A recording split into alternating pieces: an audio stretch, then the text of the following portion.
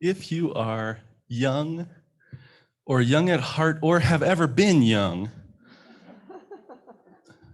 I have a moment for you. So in just a few minutes, we're going to sing together, and we're going to sing our kids out to their classes way down on the other end of the building, where there already are canopies set up just like this, waiting for you. But maybe, if you're young, and maybe also if you've ever been young, you wonder what we talk about in church when the kids are not here with us. And I'll tell you, it's a refresher too. Here's what we talk about just about every Sunday. Here's what we do. We remind ourselves and we remember that this is a church of a loving heart and of an open mind and of helping hands. And just about every Sunday, whether you're off in your classes or we're all here, grown-ups, we're trying to remember this and we're trying to live into it and live up to it. Will you say this with me? This is the church of the loving heart. This is the church of the loving heart. This is the church of an open mind. This is the church of an open mind. Y'all know the gestures better than me. Teach me this. What do you do? This is the church of the helping hands. This is the church of the helping hands. Awesome. You got this. Would someone else like to come up and finish the section for me? But here's the thing. We don't just say, this is the church of the loving heart, the end. And we don't just say, this is the church of the open mind, the end, that's it. We've covered everything that's important. Let's move on. And we don't just say, this is the church of helping hands, the end. We say all three of them together. And that's because here, part of what we're doing in this community is trying to bring our whole selves, all of who we are. And yourself, your whole self includes your heart, which loves and cares for people and breaks sometimes. Your heart, which is sad sometimes and happy sometimes. Your whole self includes your mind, which is curious and wondering and confused and occasionally bored. We bring your whole self, which includes your hands too. Hands that can give hugs and handshakes and fist bumps and high fives and can make beautiful things and help people in need. You are each, kids and the formerly young, you are each whole and beautiful people with hearts that love and minds that wonder and hands that help. So let's do it. And let's have you teach me how to do this. We'll do this once all together. This is the church of the loving heart. Show me how we do this. This is the church of the open mind. This is the church of helping hands. We are all of us teachers and all of us learners. Thank you for teaching me this morning. Thank you for learning with me. Friends, will you join in singing our kids out to classes? Join in clapping our kids out to, or snapping or toe tapping. Lots of energy. And this little light of mine, I'm gonna let it shine. This little light of mine, I'm gonna let it shine. This little light of mine, I'm gonna let it shine. Let it shine, let it shine, let it shine. One more time. This little light of mine, I'm gonna let it shine. This little light of mine, I'm gonna let it shine. Here we go. This little light of mine, I'm gonna let it shine. Let it shine, let it shine, let it shine.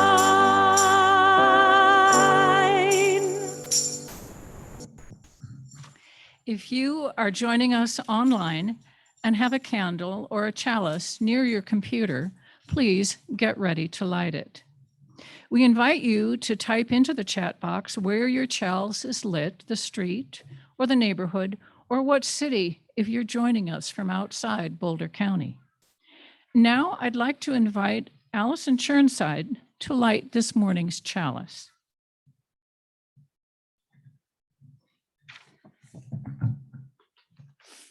Thank you. One great joy in my life is the wonder that comes with seeing something that I never noticed before. So here's an example. This summer, a friend took my kids mushroom hunting in the woods. Now, my friend's a mushroom expert. He's been doing this for several years. And he gave us some carefully vetted edible mushrooms, and we ate them and they were tasty. And so now my son is super into mushrooms, and I am too. And I told him that maybe it's best if we just kind of admire them at first. So we've been going around admiring mushrooms. The other day, we took a walk in our neighborhood and found no fewer than 10 different species of mushroom, 4 of them in our own yard, all of them completely different than the other ones. And then we went on a hike at Brainerd and saw even more diversity. Oh my gosh, how many times have I walked around here and not even seen these or thought, mushroom, but not seeing all the details. Some of them like turn blue when you break them, or you could see the shape of a rotting log in the pattern. It's like focusing a microscope and you suddenly see something new, but only using the power of our own curiosity. And my daughter got into birds too, so it's the same thing. There's whole species of birds that I didn't even know existed. And I think this also works with people, not just the natural world. So how many times do I walk past my spouse and my children without really seeing them or noticing the details of what's going on with them? So I tried applying the same level of curiosity, especially when we were kind of at odds with each other. And there's just this huge richness there. Amazing. Or we can get curious about individual stories in a group of people rather than just seeing them as that group of people over there. So this morning, I light the chalice for noticing the richness and diversity of the world all around us. Thank you.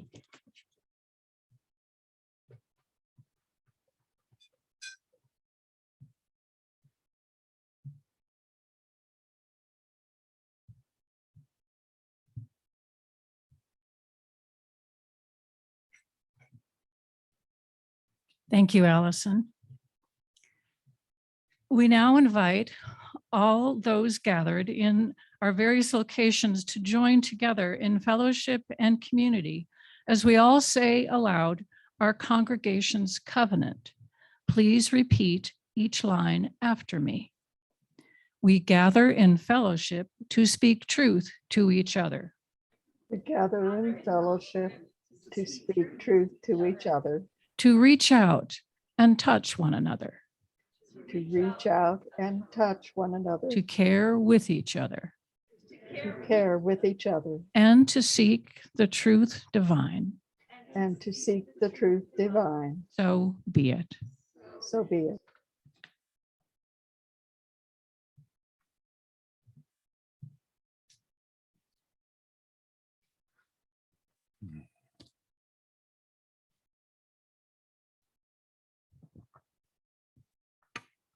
Friends, will you take a breath with me? Just a good, long, deep breath.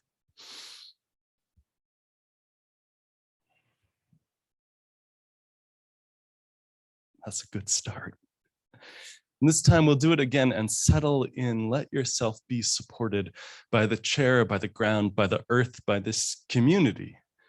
Whether you're here in person or joining online, let's take a breath together and settle in.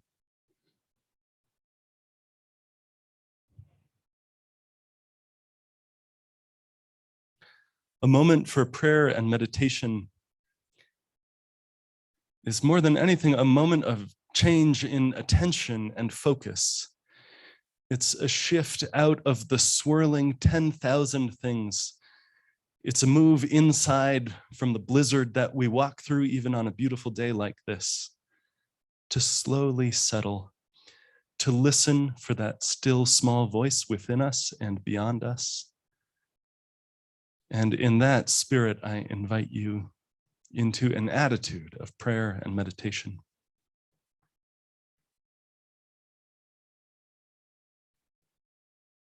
To that which we call by many names and understand in different ways, we direct our attention.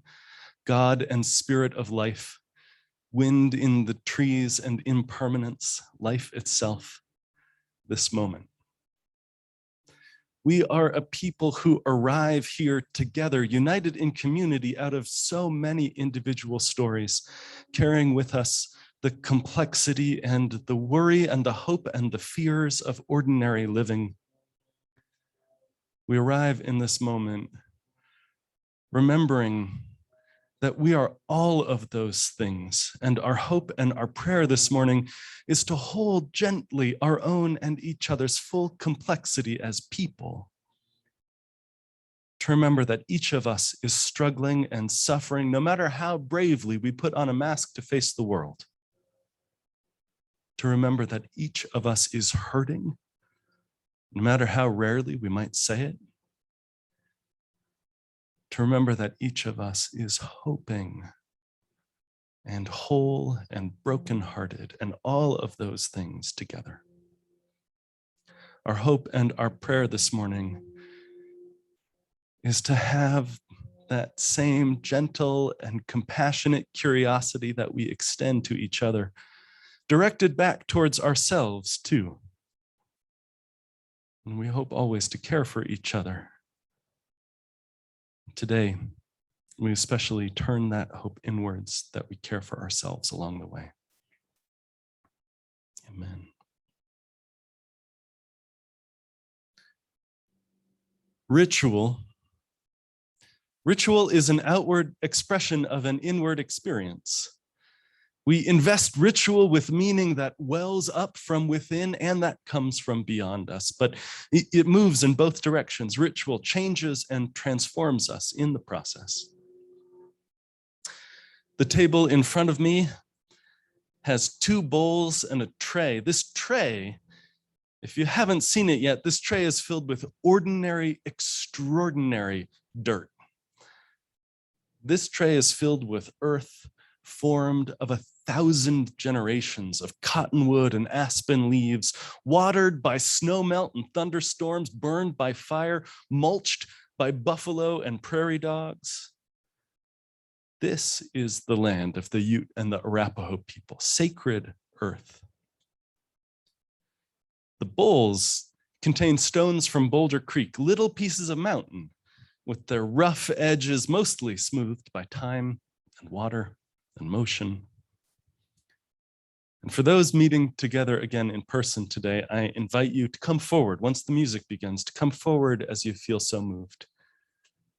Take a stone and place it into the earth to symbolize your joys and your cares taking their place in a larger whole, mingling with each other and held in the hand of the earth.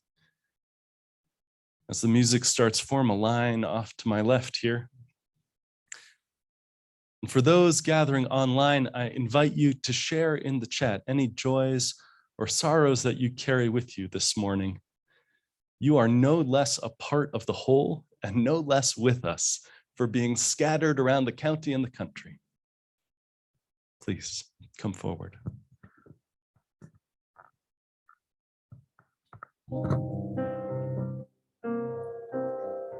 We invite you to gently hum along to this mantra in a spirit of meditation with us.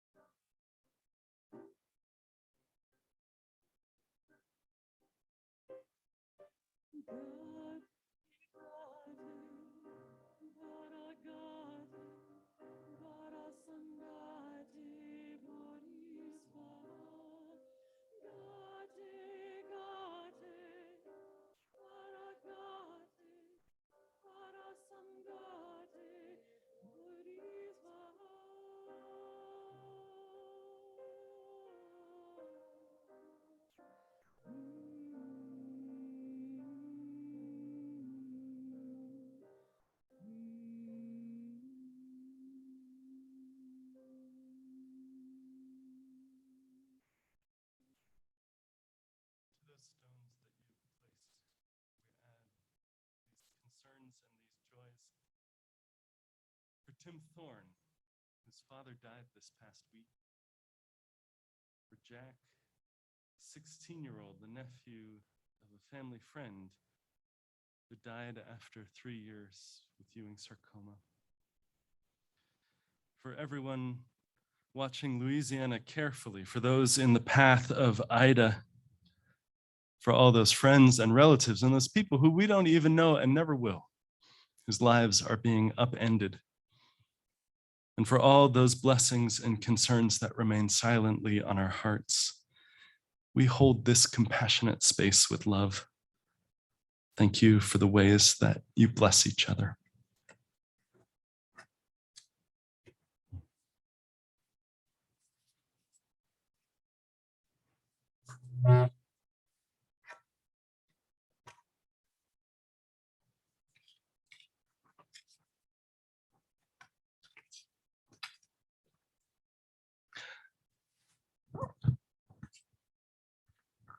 A few years ago, Terry and I had a friend who is a cantor in a Reformed synagogue over for dinner with his husband and their little son, who's not so little anymore. A cantor leads the congregation in sung prayer during a service, but when clergy get together, whatever their tradition, whatever their theology, sooner or later they start talking shop.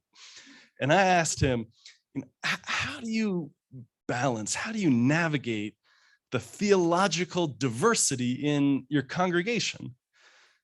There's an incredible richness and diversity within any church. And it's not just us Unitarian Universalists who have different theologies and different understandings. I told him, I'm sure there are as many atheists in your synagogue as there are in my congregation. What do you do with this? How do you keep people together? And he thought about this for a minute. And he said, finally, you're not a Jew by virtue of what you believe. You're a Jew by virtue of what you do. This is the difference between orthodoxy, right belief, and orthopraxis, right action, right practice. In other words, he's saying there's not a creedal test for Judaism, but you're a part of that people by virtue of the history and the hope you share, by the words you say, by the rituals you perform, by lighting candles on the Sabbath and saying Kaddish for the dead, by the community you're part of, by the commitments you hold in your life, through which you translate the shared and abstract value of tikkun olam, the healing of the world, into action, into practice. You're not a Jew by virtue of what you believe, but by what you do.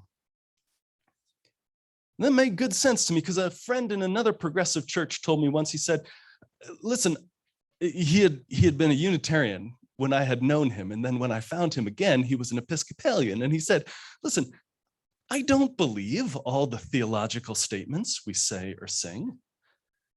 And I know a lot of people in that worship service don't believe single thing that gets said all the time. But I have an experience in worship, he said. I have an experience that opens my heart and engages my mind and often puts me to work for justice in the world. There's a ritual that connects me to something transcendent, something bigger than myself. And there's enough space for me to make sense of it in my own way. Well, that all sounded familiar and lovely, and it's what we're doing here. But the thing is, the fastest way to grow a church, the way that all the experts, all the evidence say will grow a church the quickest, is for everyone to look alike, race and class and age, and for everyone to believe exactly the same things. So imagine the strangeness, if you weren't already familiar with it, of a religious community not united by what people believe, a community where one person has a shamanic practice, studies with an esoteric teacher to connect the essential reality of the earth that we've forgotten. And then the person sitting right next to them has a personal relationship with God and prays with words and song and movement. Imagine a congregation where one person studies with a Sufi mystic teacher through dancing and study and song, and another lives in traditionally Buddhist spiritual practices, sitting or chanting. And then imagine, because this congregation gets weirder the longer we spend time with it, there's someone with a clear and definite belief in only the substance of existence, nothing mystical, but who also knows that the substance of existence, when you look closer, is countless trillions of probability bubbles influencing each other among nearly limitless fields of working force, creating unpredictably complex emergent behavior. And then in this same church is a person who firmly and sincerely left the Christian tradition that they grew up in, confidently, without resentment, knowing that they didn't believe in God, and still finding deep insight and moral guidance in the parables of Jesus. And then on top of all of this, in the same community is a mystic who suggests gently, like mystics often do, that this whole effort of seeking the holy from the neck up, figuring it out, is really just not the point. And the spiritual path is beyond words entirely, about a quality of experience of something, mystery and wonder and awe, wordless. So this weird congregation is our church, in fact. If this congregation, if you were a meal where everyone's bringing a dish to share, this is not a melting pot stew where everyone dumps their piece into a cauldron and then we're just going to boil away all the differences. If this church was a meal, it wouldn't be like a pie making contest where everyone has to bring a pie and then the best one wins and that's the only one we have from then on. We're a potluck church. We're a potluck, of course we're a potluck church, where everyone shares what they have. And the whole is greater than the sum of its parts, and not everyone is required to taste everything that is served. Yeah, I feel like that's about as far as I can take that metaphor. It's gonna stretch real thin past that point. Unitarian Universalism, we are a theologically plural tradition. There's not one right analysis of how the universe works. There's not one correct explanation. It's not progress to be more human. It's not regressive to be mystic.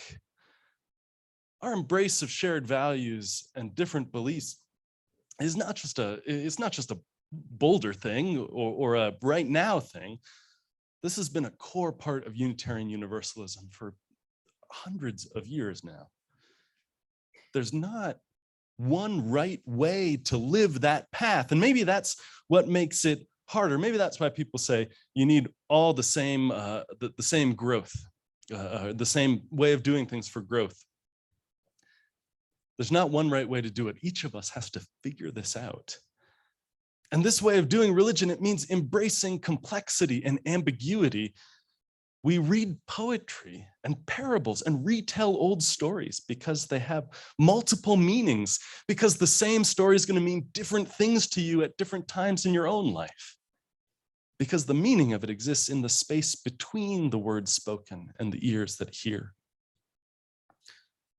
All right, all this sounds real lovely. Maybe not the potluck part, but depending on your opinion of potlucks. But this sounds good, but we got to go a step further here, because everything that I'm saying so far could sound like tolerance, right?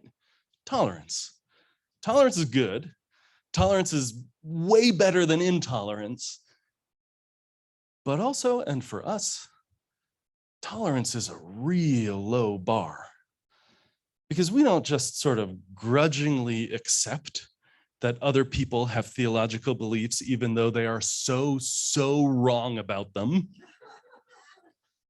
And a community of tolerance is like a zoo, where every animal is in its own cage, separate from every other animal. And they're all in the same zoo, but they are not living together. We're here to live together. We're not a zoo. We are a wild animal park church. We are a safari park church. We are a whole miniature ecosystem where different creatures coexist in great big spaces, not little cages. And the giraffes don't tell the rhinos that their necks are too short, and the ostriches don't insist everyone ought to hatch from an egg. That's probably the limit of that analogy. We're a community of pluralism. That means the active seeking of understanding across lines of difference. It doesn't mean agreement. It doesn't mean leaving our identities, our commitments, our own path behind, but holding those deep differences in relationship with each other. Understanding, seeking to understand, means a deep listening that doesn't fix or set the other person straight or save them, but connects with them as if they are as complicated and fascinating as you yourself are. Understanding is a sustained, attentive curiosity without trying to fix or correct or set the other person straight. It's about relationship, real relationship. Seeing another person in their humanness, just like Allison said in the chalice lighting. Because to understand a person's faith is not to ask them for a list of bullet points, but to ask about the source of hope. Your faith is your source of hope. It is your sense of justice. Your faith is the gratitude that wells up from within, the unearned goodness that just comes into your life. You want to know someone, don't ask them what they believe. Ask them, what did you do when things fell apart? Where did you go? Where are you now? To know each other, we don't ask, is God 3 persons or 1 or 0? We ask, what are you going to do with this wild and precious life? We're people less interested in what do you think about the first noble truth of Buddhism, the reality of suffering woven into the fabric of living, than we are in making an invitation, as the poet says, tell me about your despairs, yours, and I will tell you mine.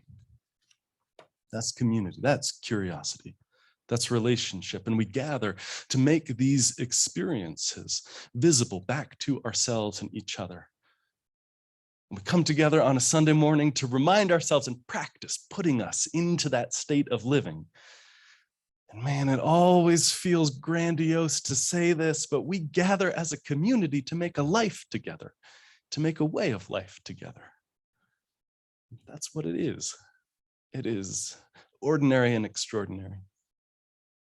Gathering because we're struggling against this shallow and frantic and materialistic world, struggling against a world that leaves us disconnected from our deepest selves and gifts and needs greater than our own.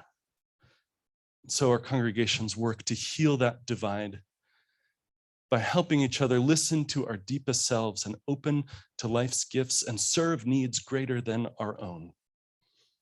Loving heart, open mind, helping hands. Boulder, I've been here 3 weeks. I still feel confident in saying this. Boulder does not need this congregation to be a beacon of the idea of liberal religion and progressive thinking. And I'm not too worried you're going to fall into that trap, but I'm still going to put this out there. Boulder doesn't need you to be a beacon of the idea of liberal religion and progressive thinking. And newcomers arriving this morning don't come in to find out in theory what are we about. They've probably done their homework already. They looked us up on Wikipedia. They're coming in person to see how we act. How does this feel? What is the community that we're building? That's what this city needs from us, to practice. Each week, we try to place at the center of the community's life those values which are of fundamental worth. And from one week to the next, we use different language to speak it and different stories to explain it, different text and scripture and poetry and music, all pointing to the center of who we are and who we're called to be. And we make these promises and we keep them and then we break them and then we make them again and we pick ourselves up and go onward. After all, Roger Ebert used to say, it's not what a movie's about, it's how it's about it. We're gathered here to be thinking on how we are to be about our lives. So where is the center then? The poet asks. It is the place where the soul puts up its feet, closes its eyes, and knows no harm will come. And if so, when such a place is found, soul sits down. It's home.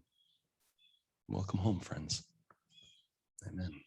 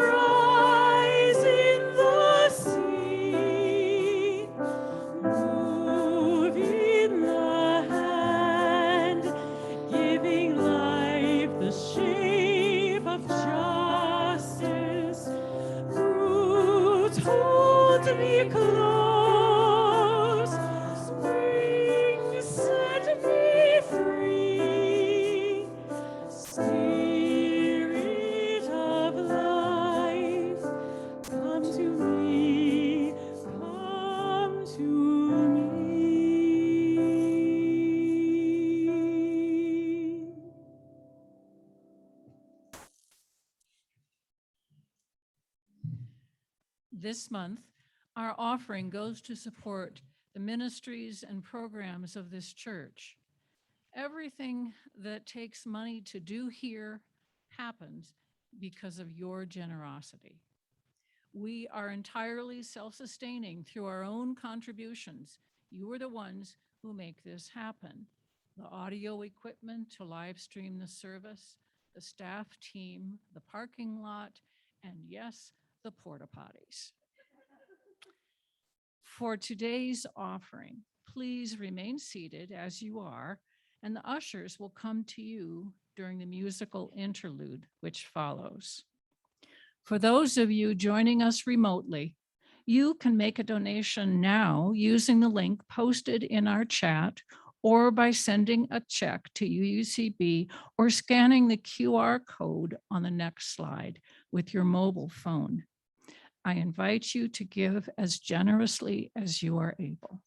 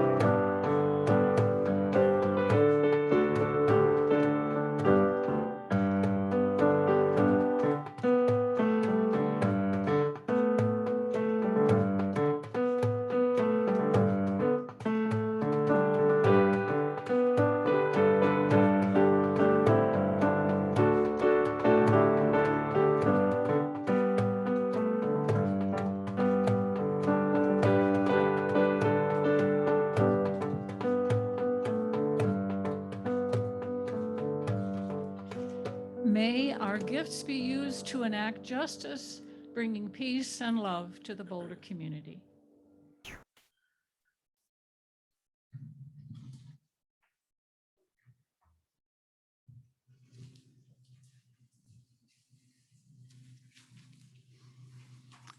We extinguish our chalice and our worship comes to an end. But the work continues to be the people that we are, people that we're called into becoming. Go in peace and amen.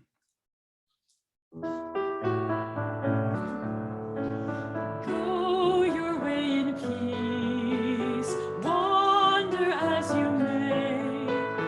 Blessed is the path you take, may love guide you on your way. Go your way in peace, wander as you may. Blessed is the path you take, may love guide you on your way. We invite you to stay with us for a time of online fellowship and discussion.